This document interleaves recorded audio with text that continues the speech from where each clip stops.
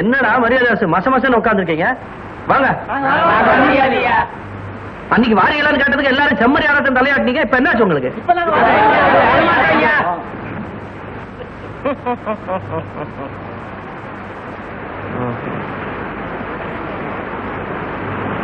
இந்த கருப்பு சாமி மகன் சரி தெரியல. எவன் வந்தாலும் வரலனாலும் நான் தனியா போய் மீன் பிடிச்சிட்டு வந்துருவேன். ஆமா நான் வரேன். நான் யாருக்கும் பயப்பட தேவையில்லை, கர்த்தரை தவிர. வர போலாம். உனக்கு மீன் பிடிக்க தெரியாதுடா? நீடா இருக்கிற கத்துக்குடு, மீன் பிடிக்கிறேன். ஆரம்பத்துல அப்படித்தான் இருக்கவா? சாப்பாடு சாப்பாடு மறந்துட்டேன். மீன் குழம்பு இதை சாப்பிட்டுக்கிட்டே இதோட சொந்தக்காரங்க எல்லாத்தையும் பிடிச்சிடலாம். கால நீதுரா.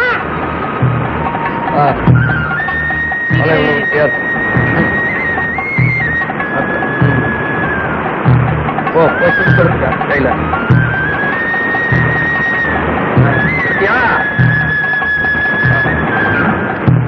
போடு துடு போடு.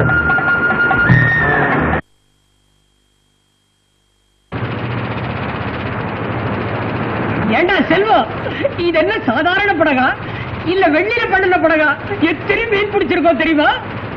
ஆனா ஒண்ணு, காக்கா பிடிச்சு பிழைக்கிறத விட மீன் பிடிச்சு பிழைக்கிறது எவ்வளவோ வசதி தெரியுமா? ஏண்டா இது எல்லாத்தையும் விலைக்கு வித்தா மொத்தமா எவ்வளவு தேரும்? அத கரையில இருக்கிறவங்க தான் நிர்ணயம் பண்ண முடியும். நல்ல போட்டி இருந்துச்சுன்னா 500-600 கூட தேரும்.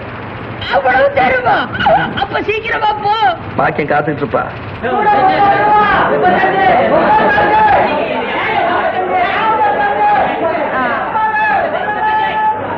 வாங்க வாங்க, 10 ரூபா தங்க தகடாட்ட மீன் வந்திருக்கு. வந்து அள்ளிட்டு போங்க. வாங்கம்மா வாங்கண்ணே, 10 ரூபா கேளுங்கண்ணே. யாருக்கு வேணும் இந்த மீன்?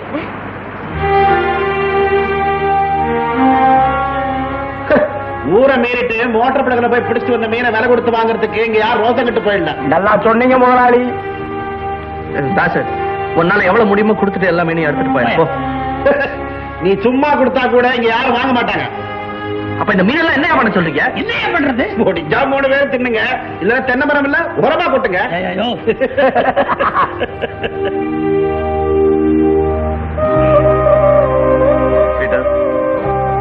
குடி குடிங்க.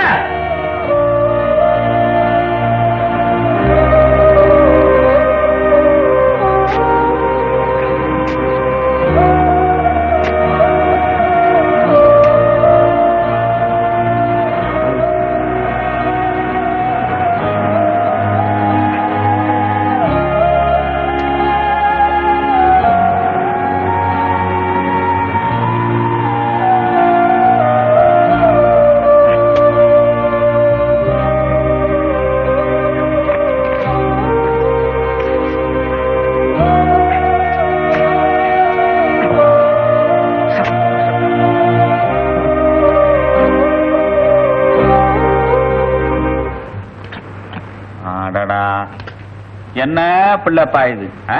மீன் விக்கலைங்கிறதுக்காக இப்படியா கண்ணு முன்னு தெரியாம குடிப்பாங்க? சுய நினைவுல இருந்தாலே ஏறாது. இப்ப சுத்தமா மயங்கி கிடக்குறான். இப்ப சொல்லி என்ன பிரயோஜனம்? பீட்ரு, நாளைக்கு பிடிக்கிற மீனெல்லாம் எடுத்துக்கிட்டு மண்டபம் கரைக்கு வந்துருங்க. அங்க விக்கிறதுக்கு ஏற்பாடு பண்ணிருக்கேன். இந்த ஊர்ல பிடிச்ச மீனை மண்டபத்துல கொண்டு போய் வித்தா அந்த ஊர் ஜனங்க ஒத்துக்குவாங்களா? அந்த குப்பத்து பஞ்சாயத்துக்கு பணம் கட்டிட்டா எல்லாரும் ஒத்துக்குவாங்க. என்னமோ. முதல்ல இவரை பிடிப்போம், அதுக்கப்புறம் மீனை பிடிப்போம்.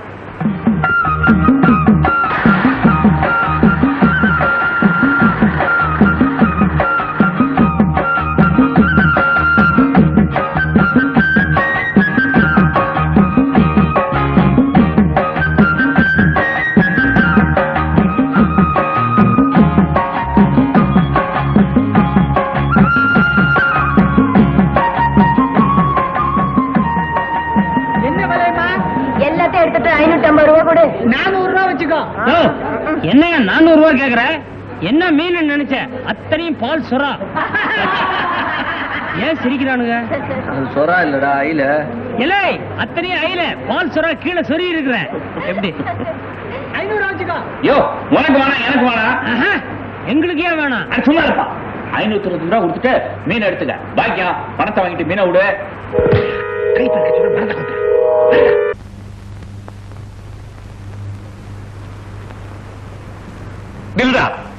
ஏண்ட வடிவேல பகச்சுக்கிட்டு இந்த குப்பத்துல யாரும் வாழ முடியாது தெரியுமா? நாம வாழ்ந்து காட்டுவோம். அது உன் இஷ்டம். வடிவேலுவே நாங்க பகச்சுக்க முடியாது. அவங்கிட்ட நாங்க நிறைய கடன் பட்டிருக்கோம். நீ இனிமே இந்த வீட்டு பக்கமே வராது. நீ வந்தேன்னா அவனால எங்களுக்கு தொந்தரவு வரும். என்னால யாருக்கும் எந்த தொந்தரவும் வேணாம். நான் வரேன். போட. நீ இனிமே இந்த வீட்டு பக்கமே வராது. நாச்சுபத்து வாங்க வாங்க. வர்றது இருக்கட்டையா, முதல்ல என்கிட்ட வாங்கின கடனை எண்ணி வை. கொஞ்சம் பொறுங்க. இப்படி திடீர்னு பணத்தை கேட்டா நான் எங்கெங்க போவேன்? அதான் வீட்டுல வச்சுட்டு கொலாவறீங்களே செல்வம், அவன் தான் இப்ப நல்லா சம்பாதிக்கிறானே, அவன்கிட்ட வாங்கி கொடுக்கறது. ஒருத்தனுக்கு உதவி செஞ்சுட்டு கை நீட்டுற ஜாதி நான் இல்லை. இது நான் பட்ட கடை, நான் தான் தீக்கணும். ஓஹோ, அவ்வளவு ரோசம் இருந்தா விற்க கூடாத வித்தாவது பணத்தை கொடுக்கலையா? நீ கொடுக்க வேண்டிய பணத்தை இன்னும் ஒரு வாரத்தை திருப்பி கொடுக்கலன்னா நான் ரொம்ப பொல்லாதவனா மாறிடுவேன். வாடா. பாக்கியம், அந்த துடுப்பாடுமா? எதுக்குப்பா? எடுமா எடுமா. இந்த உடம்புல உயிர் இருக்கிற வரைக்கும் என்னால உழைக்க முடியும். எதுக்குப்பா இந்த வயசான காலத்துல கடலுக்கு போறீங்க? இந்த வடிவேலு என்ன வார்த்தை சொல்லிட்டான் பாத்தியா? கடன் அடைக்காம கையால சோறு திங்க மாட்டேன்.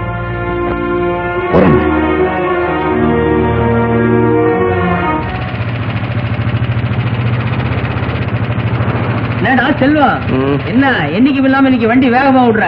பாக்கியம் வைக்கிற மீன் குழம்பு ஞாபகம் வந்துருச்சு. ஏய், ஒண்ணு கவனிச்சியா? எந்த தண்ணியை நம்பி மீன் வாழுதோ அதே தண்ணியில கொதிச்சு குழம்பாவது. ஆமா, அதே மாதிரிதான் மனுஷன் கூட எந்த தரையை நம்பி வாழ்றானோ அதே தரையில தான் போடுறான். என்னடா கூட்டாங்க? அதான் நானும் பாக்குறேன். சீக்கிரமா விடு. வயசான காலத்துல கடலுக்கு போய் உயிரை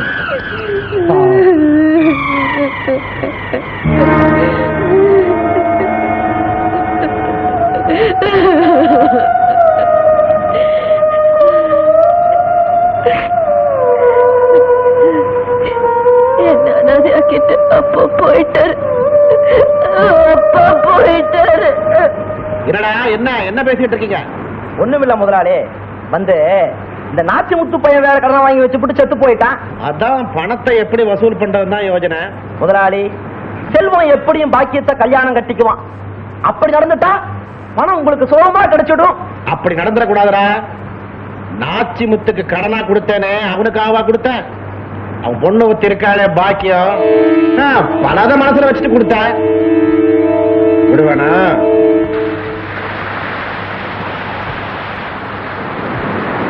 பாக்கியம், நீ நேரம் மண்டபம் கரைக்கு வந்துரு. சாயங்காலம் நான் அங்க வந்துடுறேன். அளவரட்ட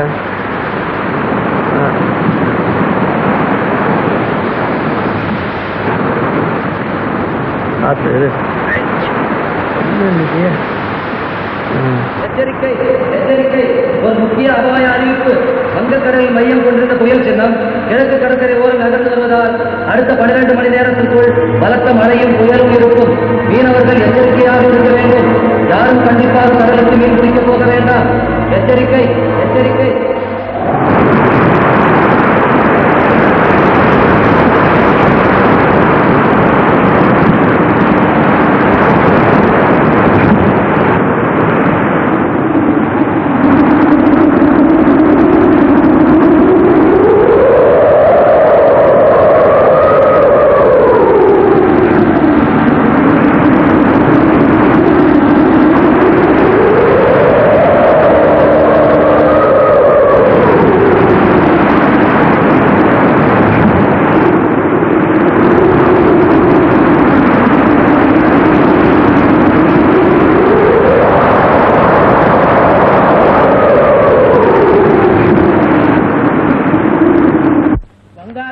கடலில் மையம் கொண்டிருந்த புயல் மணிக்கு 100 மைல் வேகத்தில் சுழன்று அடித்தது. 15 மோட்டார் படகுகளும் 100கணக்கான நாட்டு படகுகளும் கடலில் மூழ்கிவிட்டது. மீட்பு பணியில் ஈடுபட்ட அதிகாரிகளின் தகவலின்படி இந்த புயலில் மண்டபம் அதை சுற்றியுள்ள பகுதிகளிலிருந்து கடலுக்கு சென்ற மீனவர்கள் அனைவரும் உயிர் இழந்ததாக தெரிய வருகிறது.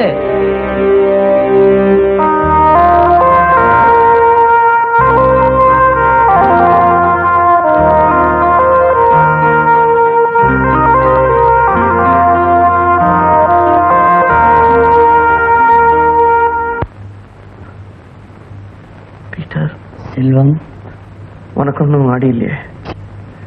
லேசான அடிதான், ஆனா உனக்கு தான் நிறைய காயம். இந்த மட்டில் உயிர் பொழைச்சோமே, அதுக்கு நன்றி சொல்லணும். பாக்கியம் நம்மளை பத்தி கவலைப்பட்டு இருப்பாளே, பாக்கியத்துக்கு எப்படியாவது தகவல் சொல்லணுமே. உனக்கு கால் உடைஞ்சிருக்கு, கட்டு போட்டிருக்கிறாங்க. இன்னும் 1 மாசத்துக்கு நீ நகரவே கூடாது. பாக்கியத்துக்கு தானே, நான் சொல்லிடுறேன். சரி, அப்ப உடனே புறப்படு. உன் பக்கத்துல யாரும் இருக்க வேண்டாமா? கொஞ்சம் தேர்ற வரைக்கும் நான் உன் கிட்டேயே இருக்கிறேன்.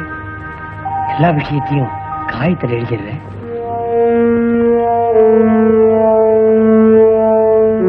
என்னங்க முதலாளி கடுதாசி எங்கிட்ட இருந்து வந்திருக்கு? அந்த பாக்கியத்துக்கு இந்த செல்வம் பையன் எழுதின கடுதாசி. புயல்ல செத்துட்டு தான் நினைச்சிட்டு இருந்தமடா, உழைச்சிட்டான். இந்த கடுதாசி அவ கையில கிடைச்சிட்டா அப்புறம் அவன் இருக்கிற தேடி போயிடுவான். எனக்கு கிடைக்க மாட்டான்.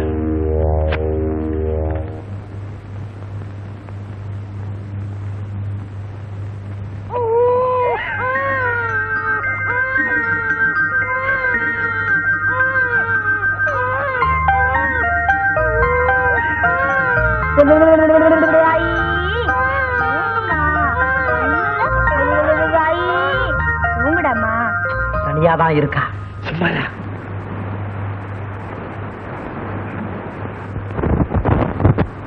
பாக்கியம் இப்படி எல்லாம் நடக்கும்னு யாரு கண்டா? ஒன்ன நினைச்சாலும் எனக்கு பரிதாபமா தான் இருக்கு. இத பாரு, கொடுத்த கடனை திருப்பி கேட்க வந்திருக்கேன்னு நினைச்சிடாத.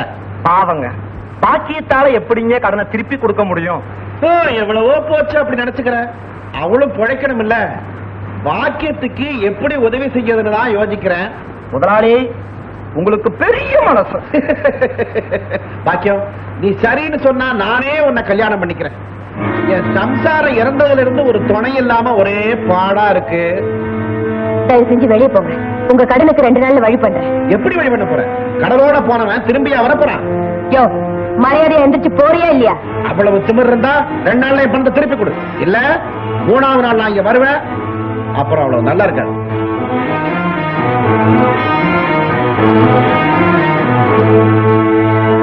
செல்வம், இனிமே நீ எதுக்கும் கவலையே பட வேண்டாம். கலெக்டர் கிட்ட நீ கேட்டிருந்தியே 3 படகு, அது உனக்கு சாங்ஷன் ஆயிடுச்சு. அதோட உன் உடஞ்சி போன படகுக்கும் இன்சூரன்ஸ் பணம் கிடைச்சிடும். பை த பை, இதுல ஒரு கையெழுத்து போடணும். Be happy, best of luck.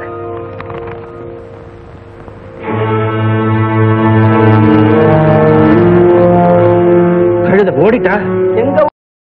எங்கிட்டாவது பக்கத்தூருக்கு பொழப்பு தேடி போயிருப்பா. பயிருக்கு அஞ்சா தானா வர்றான்.